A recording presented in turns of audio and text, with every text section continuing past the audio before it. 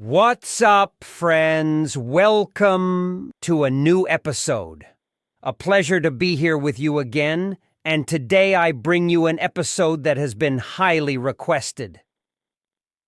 Believe me, I have hundreds of messages on my social media and many more in the comments where they ask me to talk about Camilo Ochoa, a well-known YouTuber who shares anecdotes from his life, where he mentions being part of an organization in Mazatlan, Sinaloa. And now he spreads the message through his social networks so that people do not follow his example and do not get involved in this business. This is something very good. All this work that he has been doing. Because, of course, leaving aside all his stories, the message he shares seems very right to me. And I agree with that. Well, having said that, now let me introduce you to Camilo Ochoa. Here you can see him in the image I'm going to show you. Well, as they say where I was born, you can't deny your roots, and Camilo doesn't deny his flag. And it's okay. He's within his right to praise and condone certain characters, their actions and attitudes. But he always mentions that he does not condone crime. Clearly, Camilo does not know the meaning of condoning crime. But here I'll explain it to you in case you watch this video one day. Defending or glorifying crime, or those who commit it, is known as advocating for crime. And this might include in the spreading of ideas or expressions that glorify or endorse criminal activities. Exactly what Camilo does.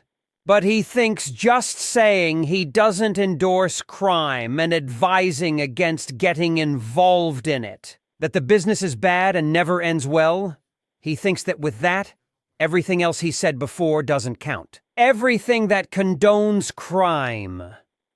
But as I say, I'm in favor of spreading the message that this business is not recommended to anyone because there are no values, loyalty, or friendship. None of this is real. They will only enjoy, perhaps for a short period of time, and the rest are envies, betrayals, misfortune, and pain. Here I show you what Camilo says so you know what I'm talking about. Así es, y el respeto es a ciertas personas, porque yo lo noté, cómo usted se refería a los hijos del Chapo Guzmán como los menores. Sí. ¿Demuestra usted todavía ese respeto hacia esas personas? Sí, yo no tengo mucho respeto a ellos, o sea, les tengo respeto y la gente va a decir, les tengo admiración por lo que han hecho. Claro que les tengo respeto, o sea, trato de fomentar a la gente que no caiga en el narcotráfico, ¿no? ¿Por qué? Porque yo ya viví en eso, no hago apología de eso, pero pues hablo de lo que es realmente la realidad. Conmigo hay gente que respeto, hay gente que admiro y les tengo respeto. ¿A quién admiras? ¿A quién admiro? Pues admiré a Caro Quintero, admiré al Chapo, admiré al Mayo, o sea, hay mucha gente que sí admiro. ¿Por qué? Por las cosas buenas que han hecho. Cosas buenas que han hecho. Yo sé las cosas buenas que han hecho y se admira uno eso. También admiro, o sea, lo que hicieron en el Curiagamazo, o sea, mis respetos. Yo también hubiera hecho eso si hubiera sabido que me iban a traicionar, pues cómo chingados, ¿no? The real name of this character is Carlos Ochoa Delgado. That's what I know. The name Camilo Ochoa he used is sort of a stage name. He mentioned he had a very unfortunate and traumatic situation back in 2004. In Nuevo Laredo, Tamaulipas, where members of the Last Letter organization carried out Camilo's napkid, since his family is wealthy and well-known entrepreneurs who run prestigious businesses. The good thing is his father paid the captors to free Camilo. Camilo has appeared on different podcasts like my friend Guzgri, which I highly recommend, just like with the gay 423, to whom I send my regards and best wishes. And I appreciate you authorizing me to use images from your channel.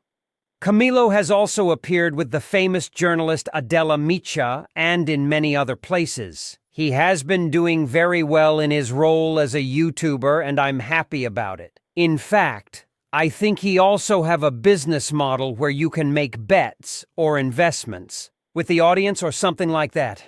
I'm not very familiar with that topic, but I know it's related to betting or investments. Look him up on YouTube at Soy Camilo Ochoa.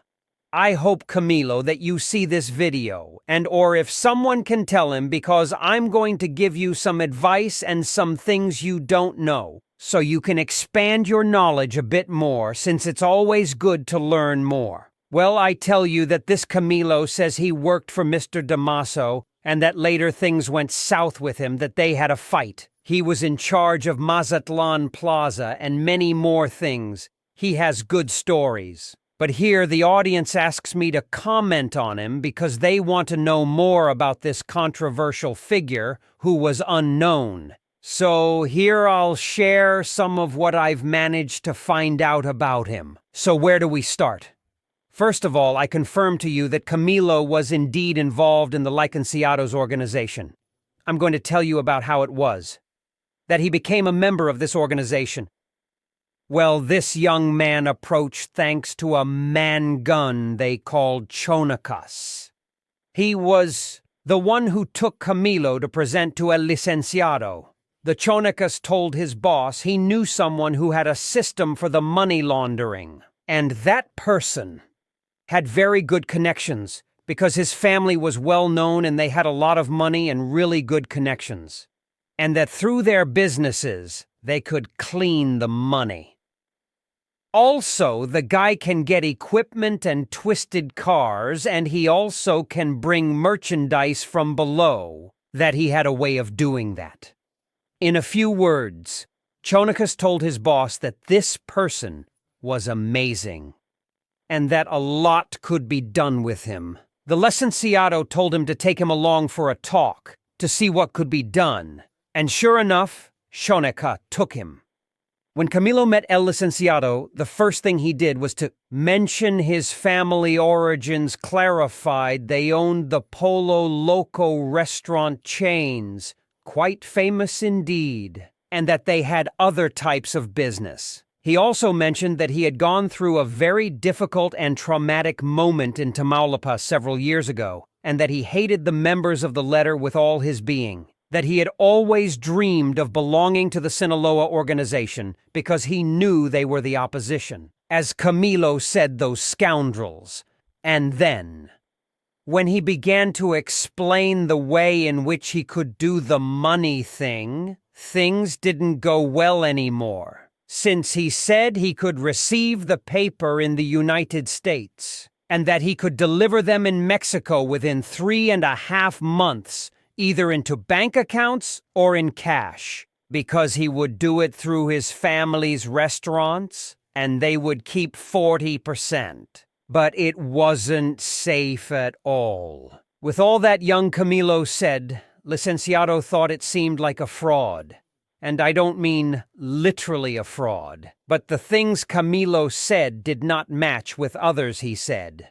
And so the logistics he presented were not convincing, which made that project look bad. Afterwards, he started talking about his contacts for bringing Losky from Colombia. He said he had a way to get to Mexico City's airport. And all that sounded good. The only downside was the quantities, as his operational capacity was not enough for the licenciado. Because Camilo said he could be coming with 2 Losky every 20 days, but half was for the Colombian partner, meaning he only got 1. And that wasn't the worst of it.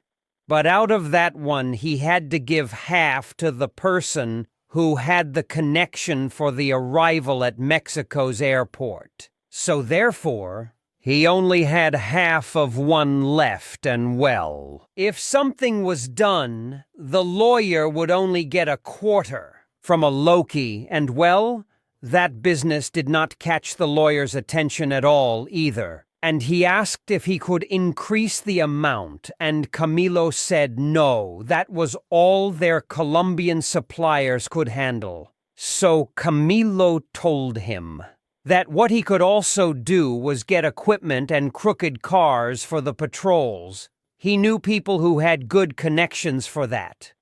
That he could get them as soon as they are needed, folded or rough as they were. You could see Camilo's eagerness to do something. he wanted to belong to an organization no matter what. And El Licenciado said yes. Because he did require equipment and cars, he told him, I'm going to put you in contact with Javi. For anything you get, you let him know and sort it out with him there. And try to get your friends to increase the amounts to bring the Losky to see if something can be done with that. Camilo was delighted with that, thanked him, and told him, just let me know if there is something else I can do. They nicknamed him Crazy Chicken. He says in his videos that El Licenciado promised him a house and that he never gave it to him. That's a complete lie. Since why would Licenciado want a person like Camilo living in Culiacan?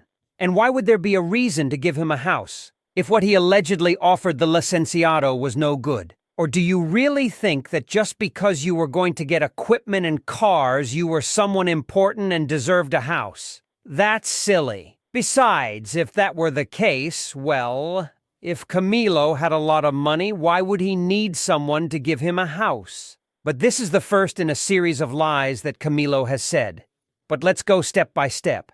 In the videos that Camilo uploads to his YouTube channel, he mentions that when Chonica took him to talk with the lawyer, Camilo called all his people in Mexico City, and that he bought plane tickets for everyone and took them to Sinaloa because they were about to start working. From my point of view, there are two things here. Number one, Camilo is lying because people he had, why would they go work in Sinaloa? Well, if nothing was going to happen with the lawyer anymore, it was just about selling him equipment and cars. So, for that, you don't need an entire organization. Or number two, maybe he had a team of people who stole cars. That's where you might need a group of people to be making their moves. And let me clarify, this is just my thinking. It might be that I am wrong because the way I see things, the only business that interested Licenciado was the cars, and the equipment, that's why in my mind it leads me to think this. In that same video, our friend Camilo mentions that when he was in his apartment in Mazatlan, and Chonicas arrived with him, for him, to take him to El Licenciado. By pure coincidence, his neighbor was the Jaguar, and that's where he got to meet him because Choneca introduced them. And when they were on their way with the Licenciado, Chonica began to say that, well, he was upset because the Licenciado had ordered him the resignation be given to the Jaguar. But, well, he did tell the lawyer that he couldn't do it. He made up the excuse that he was going with his family and stuff like that, and that Choncas wasn't seeing that well because of the Jaguar. He was the one who had cleaned up Navalato.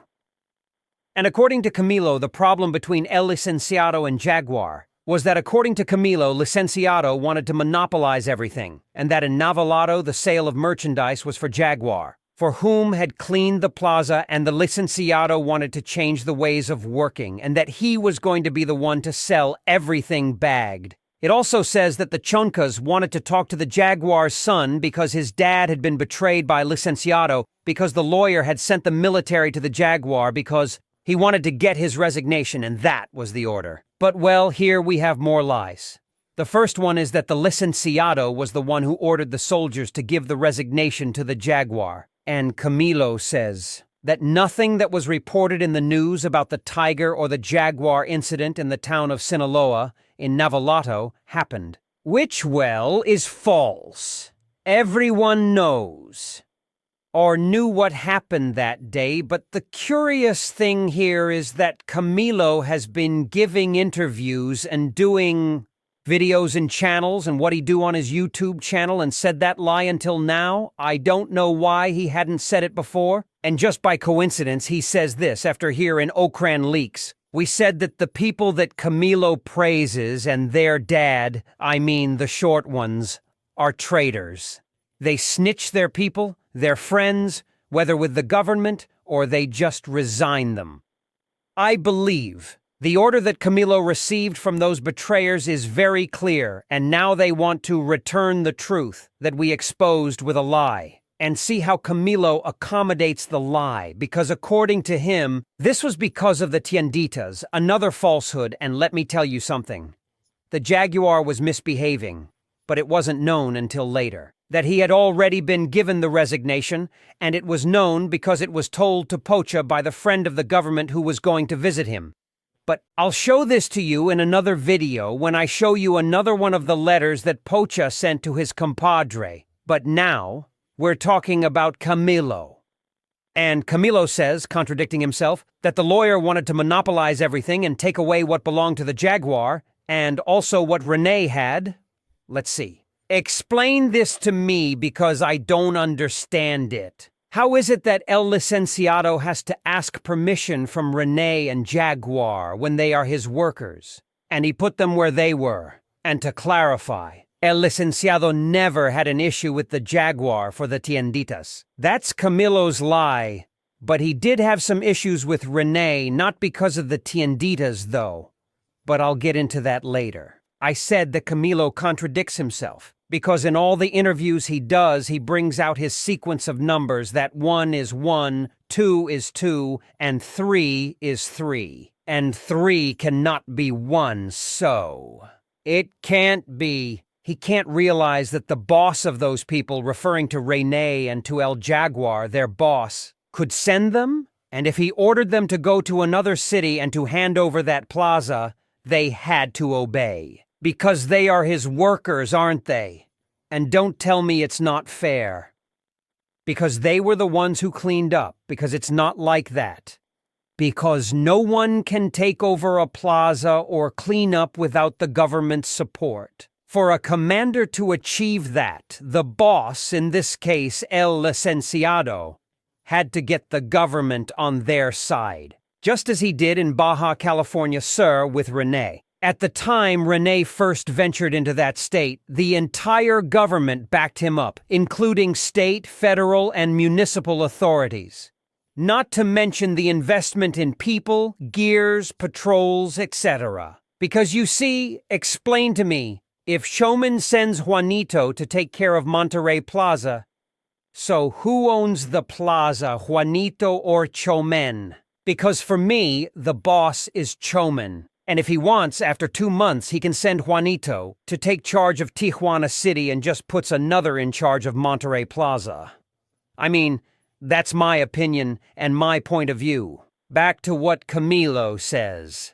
He says that when he met El Licenciado at a ranch near El Dorado, he says they had to run away because the Marines showed up and they ran as fast as they could. Well, that's another lie. Since when El Licenciado was in El Dorado, he was full of lookouts and spots, and he monitored everything in that area. And Licenciado was always someone that if government was in the area of El Dorado and its surroundings, he would move immediately. In fact, if he was in El Dorado, and when the government was about 20 to 30 minutes from reaching El Dorado, he was always cautious and kept moving. He never stayed in the same place, even if it was just one government vehicle. And now Camilo says they were in the Dorado area and the Marines were nearby with them. That's impossible. Listen to me carefully. It's impossible. Licenciado would never have been there. In that situation, and especially not in the Dorado area because that whole place was very well monitored. Let me clarify something else for you. The Marines arrived to El Dorado around the 19th or 20th of January 2014, and it was as part of the operation to capture Pocha, and they set up a base there in El Dorado. So El Licenciado didn't approach El Dorado or its surroundings those days, as it was full of Marines. So you can see how Camilo's lies are uncovered. Afterwards, in that same video, which I'm talking about, Camilo says, after the meeting with El Licenciado, he went to Mexico City to sort out everything he needed to do, to arrange the receivings and everything to start working. Another lie. That also only happened in Camilo's imagination. Because, as I told you, the amounts Camilo mentioned in his meeting with Licenciado couldn't do anything with 250 grams every 20 days. So that's another lie Camilo tells. Camilo says he went to see El Licenciado in January 2014. And after he went to Mexico City and came back to Mazatlan, he got in touch with Chonacas. According to him, it was to tell him that he had everything ready, and Choneca said that he no longer went to El Licenciado because he knew Damaso wanted to give him the resignation. Pay attention. Chonecas apart himself from El Licenciado around July of 2014. 5 months after Camilo had gone to see Licenciado. It's like many months, don't you think? Just to go fix something you supposedly had under control. And according to him, he was already working that way. Here, I'm telling you so you can see how he constructs poor lies. Well, he says that Chonecas no longer hangs out with the Licenciado because they were on bad terms. And everything ended there. But Camilo was so lucky. He says that on a flight to Mexico City, he met someone from Villa Juarez Navalado. And in their conversation, the topic came up that this person, he was going to Mexico City to look for merchandise. And Camilo told him that, well, he had some. Then they exchanged numbers. And afterwards of this, Camilo asked him, since he was from Villa Juarez, if he had a way to contact El Licenciado.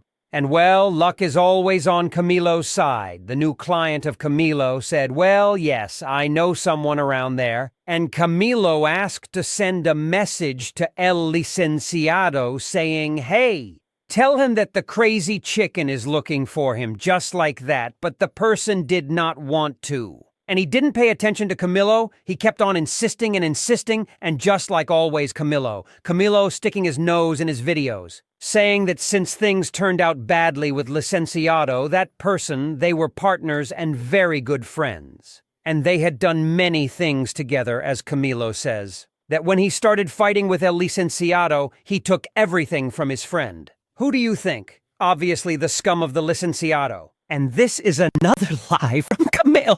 El Licenciado never stealed anything because of anything like that. And here in the comments from the followers of the short ones, they're going to say the usual lie. The classic Licenciado took land in El Dorado, and the one that never misses is, he took land in Las Arenitas. They always put that in all the videos.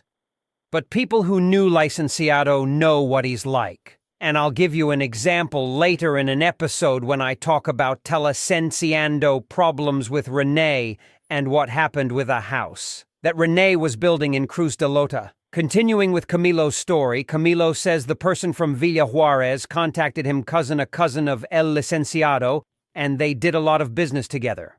And that they are great friends. This person he's talking about, he's Armando Lopez, the fourth.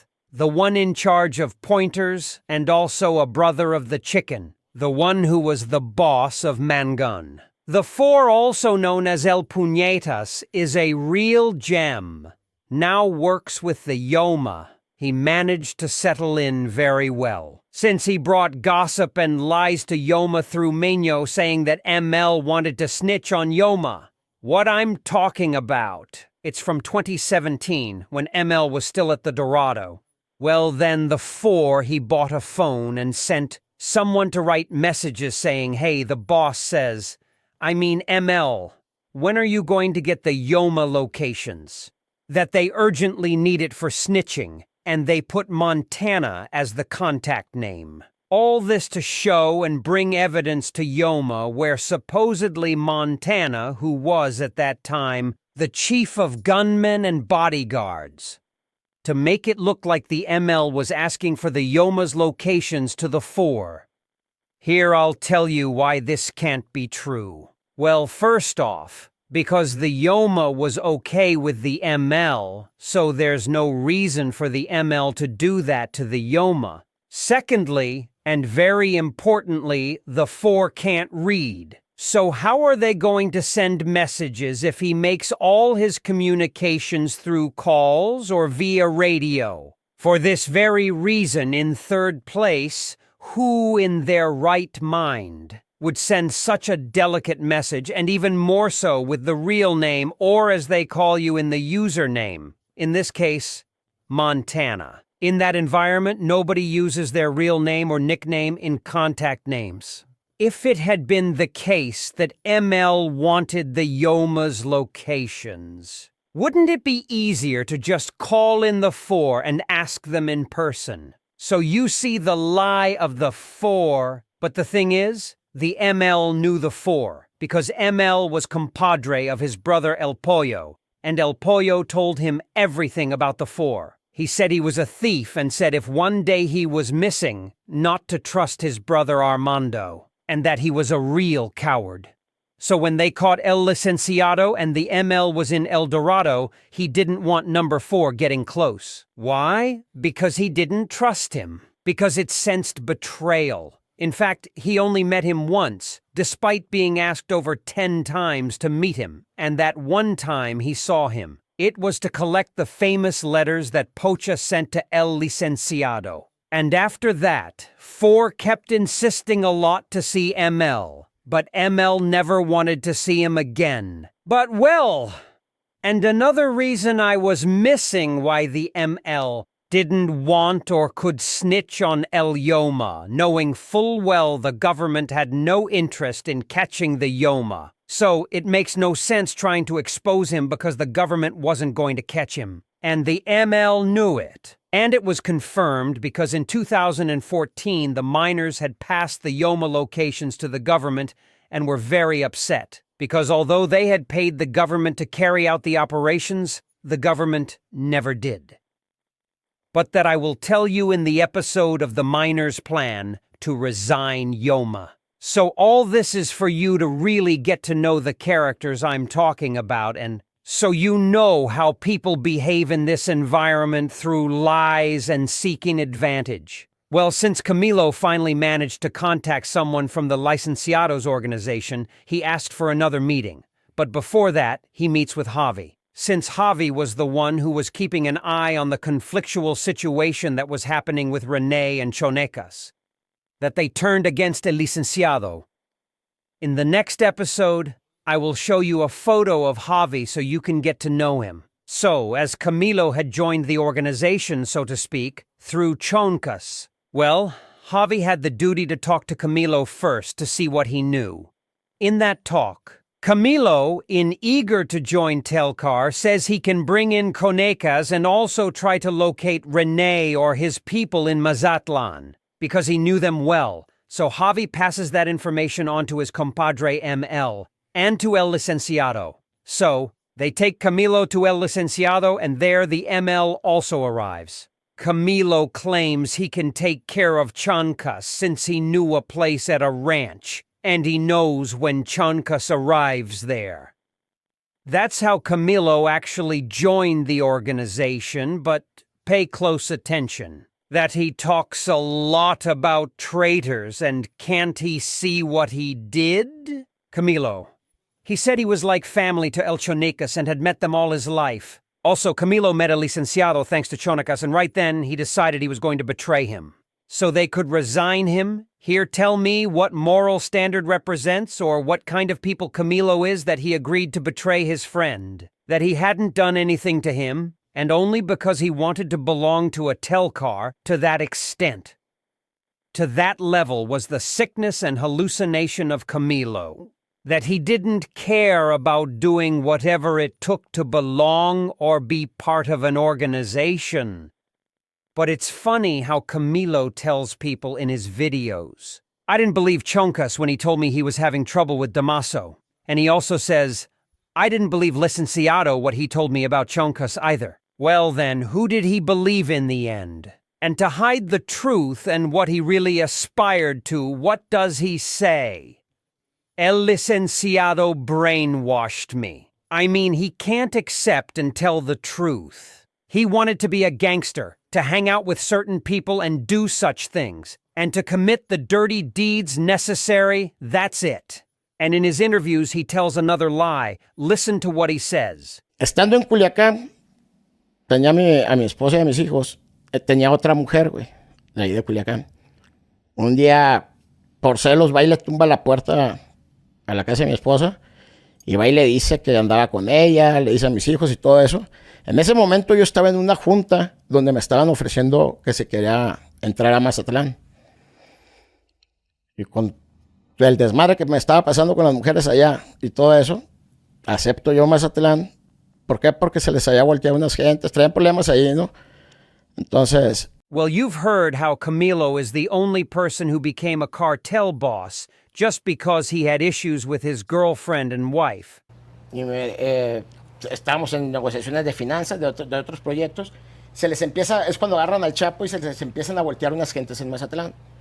Como sabía que yo era de Mazatlán y conocía a toda la gente ahí, me dice, te puede ser que interesa Mazatlán, te vas tú a agarrar Mazatlán. Vete como cabeza, como líder, para que coordines y tú digas quiénes son, o sea, la gente contraria. Me voy, pero pues me gustaba ir por delante a mí. Entonces me vuelve a hablar y me dice, no vayas por delante a ti, si te matan tú eres el cerebro, va a acabar. Y así, o sea, me valía madre y lo volví a hacer. You saw that he and the lawyer were in financial negotiations, according to him. Cuando a mí me ofrecen en Mazatlán, Damaso me ofrece que si me pudiera a Mazatlán, que si yo tenía gente, le digo que sí. Entonces él me manda un poco de gente también para que me apoyen. Y es donde empiezo en Mazatlan. So you can see how smart Don Camilo is that they practically give him control of the city of Mazatlan, without knowing the city nor without having been part of the organization before. Another big lie by Camilo. How can they offer such an important position in Sinaloa to someone who knows nothing? That they don't know it, they've never dealt with it. Obviously, they would only give something like that to someone they know is reliable. Realize that. It's impossible for it to be offered to him. The plaza to someone who practically from the first moment when he was known. He comes offering a scam, imagine. The Menores had Panu in charge there in Mazatlan, because he's one of the closest to Ivan. That's how important that city is. But in Camilo's dreams, they gave him Mazatlan just because yes. This is when Camilo knows the people of the Licenciado, as I already told you. Javi, Oso, and he had already met Tigre. And the fourth, and obviously to Chonkas and Rene, well, Camilo, he was only assigned the task of setting up Chonacas to give them the resignation. He was never given Mazatlan, nothing like that, not even a group for him. He was only given one phone so he could make contact whenever he knew Chonacas was somewhere. But now I'm going to tell you how it was that Camilo started to get more involved.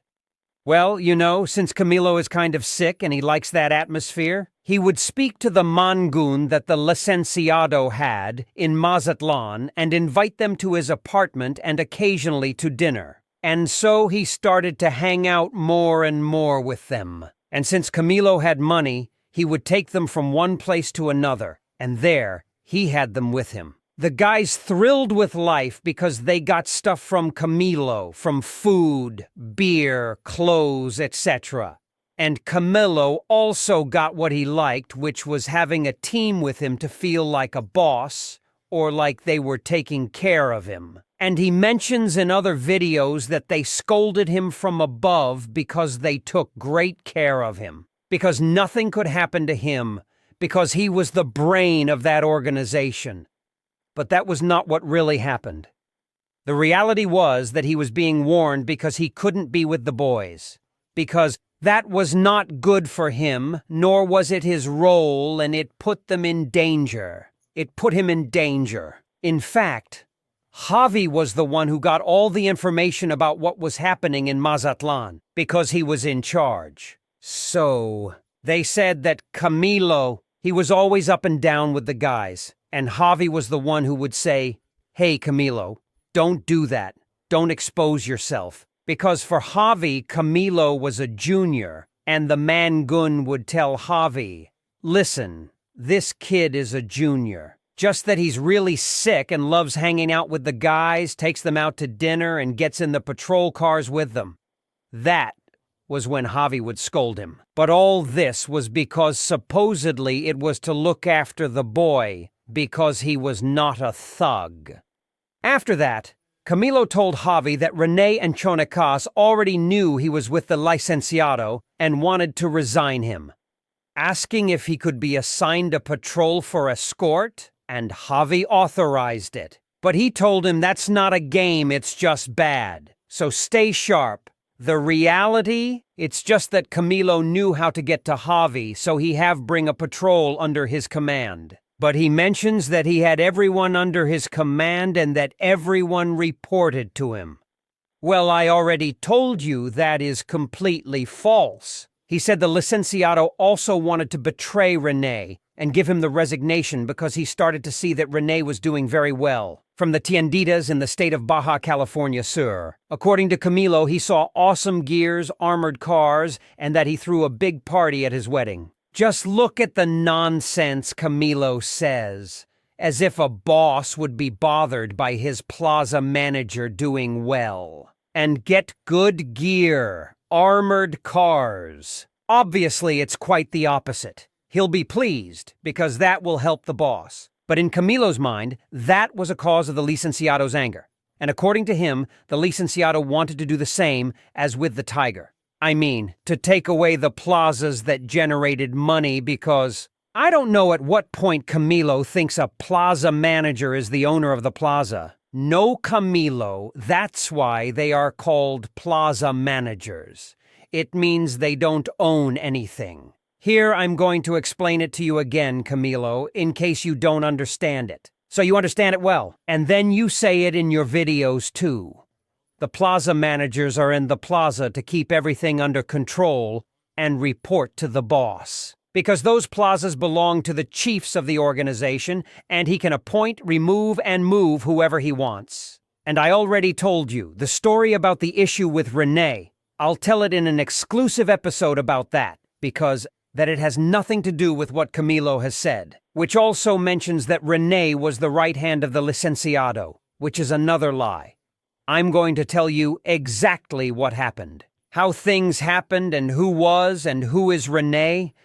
Well, getting back to what I was saying. I was telling you about Camilo with the people in the plaza of Mazatlan. He made a good connection with one of the guys in charge of the gang in Mazatlan, from the faction of Licenciado. A guy they called the Artillado, who had been working with the Licenciado since the year 2006 or 2007. He arrived at El Dorado with a group of soldiers all from the south of Mexico. Everyone had been special forces in the Mexican army, and each was assigned an ECO code. They were named as ECO 1, ECO 2, ECO 3. Up to number 15, because that group was made up of 15 members. The Artillado was the ECO 3. Well, since the Artillado was the one in command of several groups there in Mazatlan, Camilo quickly stuck with the Artillado. He was always with him since he was the good one, that is, the leader. And on an operation they made, the municipal police and the ministerial police detained them. Here I show you the photo, where the detainees come out. They caught 7 young people with equipment, money, merchandise. That was in February of 2015. Camilo says in his videos that they were caught because El Licenciado did not pay the fee to the police. Another lie. Here I'm going to tell you the truth. What happened was that Chuy Toño had control over all the police forces in Sinaloa. Not sure if you know, but in some parts of Mexico, the single command was implemented, where one person coordinated the state investigative and municipal police of their states. Well, in Sinaloa, that strategy was implemented, not officially, but just verbally. But Governor Mario Lopez Valdez put Chuy Toño in charge of all the police corporations in Sinaloa, municipal, ministerial, and state. And remember that Pocha sent a letter to El Licenciado saying not to trust Commander Chuy Toño because he was disrespectful. And he did whatever he wanted and interfered with Pocha's business people.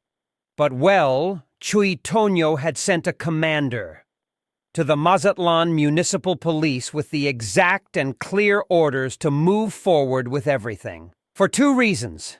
The first being there was conflict in Mazatlan, and it's a tourist area, and that's why they were acting with a firm hand. And the second, it was that Chuy Toño never looked good to El Licenciado, since they had known each other since the 90s and in the judicial police because El Licenciado had been part of the judicial police, also as a commander and afterwards. And from there, Chuy Toño never saw him well because Licenciado moved to another scene in the realm of Ocran.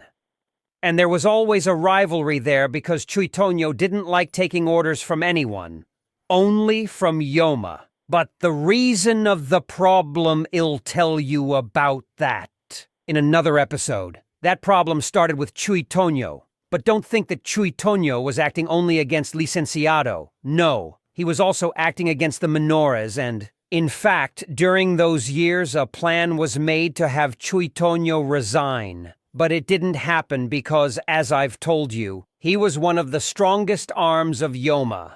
And that's why the decision was made to take that plan to the side and talk directly with him. And so it was done. A meeting was held and Chuy Toño's rules were read in front of Yoma. I'll tell you that story in another episode because it's really interesting.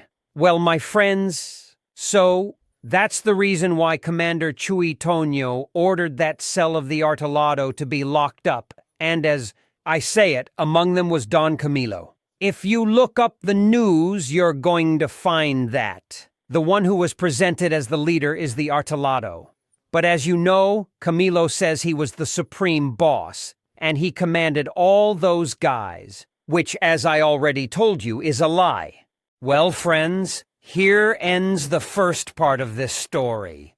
Stay tuned for next week to know the second part of the story. Thanks everyone for your support and look forward to more content from your friend Okran. Greetings.